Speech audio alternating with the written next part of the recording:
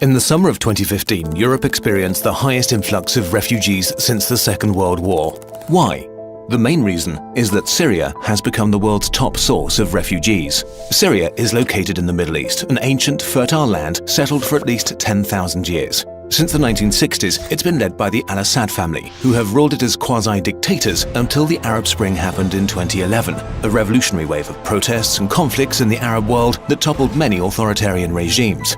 But the Assads refused to step down and started a brutal civil war. Different ethnicities and religious groups fought each other in changing coalitions. ISIS, a militaristic jihadist group, used the opportunity and entered the chaos with the goal to build a totalitarian Islamic caliphate. Very quickly, it became one of the most violent and successful extremist organizations on earth. All sides committed horrible war crimes using chemical weapons, mass executions, torture on a large scale, and repeated deadly attacks on civilians. The Syrian population was trapped between the regime, rebel groups, and the religious extremists. A third of the Syrian people have been displaced within Syria, while over 4 million have fled the country. The vast majority of them reside now in camps in the neighboring countries, who are taking care of 95% of the refugees, while the Arab states of the Persian Gulf together have accepted 0 Syrian refugees, which has been called especially shameful by Amnesty International. The UN and the World Food Programme were not prepared for a refugee crisis on this scale. As a result, many refugee camps are crowded and undersupplied, subjecting people to cold, hunger, and disease. The Syrians lost hope that their situation will be getting better anytime soon, so many decided to seek asylum in Europe.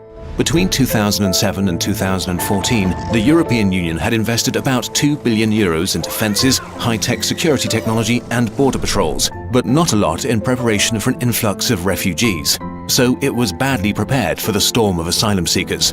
In the EU, a refugee has to stay in the state they arrived in first, which put enormous pressure on the border states that were already in trouble. Greece, in the midst of an economic crisis on the scale of the Great Depression, was not able to take care of so many people at once, leading to terrible scenes of desperate, hungry people on islands usually reserved for tourists. The world needed to come together and act as a united front, but instead, it has become more divided. Many states downright refused to take in any refugees, leaving the border states alone in their struggle. In 2014, the UK lobbied to stop a huge search and rescue operation called Mare Nostrum that was designed to stop asylum seekers from drowning in the Mediterranean. The idea seems to have been that a higher death toll on the sea would mean fewer asylum seekers trying to make the journey. But of course, in reality, that's not what happened. The perception of the crisis around the world suddenly changed when photos circulated of a dead boy from Syria found lying face down on a beach in Turkey. Germany announced that it will, without exception, accept all Syrian refugees and is now preparing to take in 800,000 people in 2015. More than the entire EU took in 2014, only to impose temporary border controls a few days later and demand an EU-wide solution.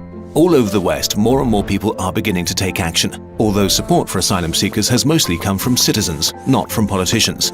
But there are fears in the Western world: Islam, high birth rates, crime, and the collapse of the social systems. Let's acknowledge this and look at the facts. Even if the EU alone were to accept all 4 million Syrian refugees and 100% of them were Muslims, the percentage of Muslims in the European Union would only rise from about 4% to about 5%.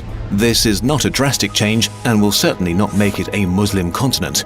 A Muslim minority is neither new nor reason to be afraid. Birth rates in many parts of the Western world are low, so some fear asylum seekers might overtake the native population in a few decades. Studies have shown that even though birth rates are higher among Muslims in Europe, they drop and adjust as the standard of living and level of education rises. Most Syrian refugees already are educated. The birth rate in Syria before the civil war was not very high, and the population was actually shrinking, not growing. The fear that refugees lead to higher crime rates also turns out to be wrong. Refugees who become immigrants are less likely to commit crimes than the native population. When allowed to work, they tend to start businesses and integrate themselves into the workforce as fast as possible, paying more into the social systems than they extract from them. Syrians coming to the West are potential professional workers desperately needed to sustain Europe's aging population. Also, refugees traveling with smartphones has led to the misconception that they're not really in need of help. Social media and the internet have become a vital part of being a refugee. GPS is used to navigate the long routes to Europe. Facebook groups give tips and information about obstacles in real time. This only proves that these people are like us. If you had to make a dangerous journey, would you leave your phone behind?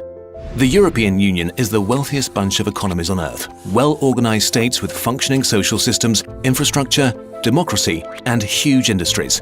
It can handle the challenge of the refugee crisis if it wants to. The same can be said for the whole Western world. But while tiny Jordan has taken in over 600,000 Syrian refugees, the UK, which has 78 times the GDP of Jordan, has only said it will allow 20,000 Syrians across its borders over the next 5 years. The US has agreed to accept 10,000, Australia 12,000 people. Overall, things are slowly getting better, but not fast enough. We are writing history right now. How do we want to be remembered? As xenophobic rich cowards behind fences?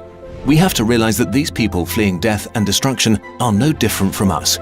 By accepting them into our countries and integrating them into our societies, we have much to gain. There is only something to be lost if we ignore this crisis. More dead children are sure to wash ashore if we don't act with humanity and reason. Let's do this right and try to be the best we possibly can be.